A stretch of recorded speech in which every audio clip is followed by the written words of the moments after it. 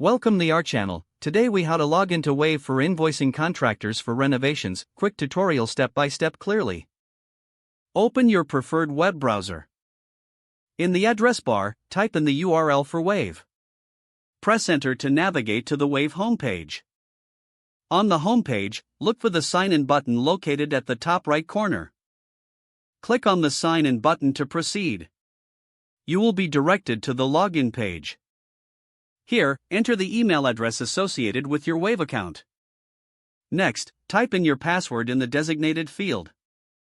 If you want the system to remember your login, check the Remember Me box. Once all fields are filled in, click the green sign in button. Wait a moment for the system to process your login information. After a successful login, you will land on your Wave dashboard. From the dashboard, locate the Sales section on the left sidebar. Click on Sales to expand the options. Then, select Invoices from the drop-down menu. Now, you can create a new invoice by clicking the Create Invoice button. Fill in the necessary details for your contracting work. Make sure to add the contractor's email address for invoicing. Review all the information to ensure accuracy. Once everything is confirmed, click on the Send Invoice button.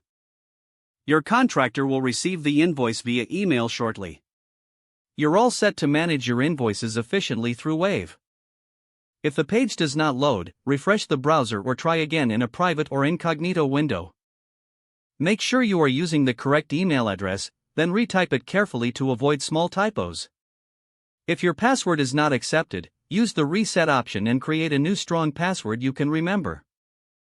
Check your spam folder for verification or security emails, then complete any requested confirmation steps. Enable two-factor authentication if available to improve account security and reduce unauthorized access risk. After signing in, review your profile details so your contact information and settings are accurate and current. Don't forget to like this video and subscribe to our channel for more step-by-step tech guides.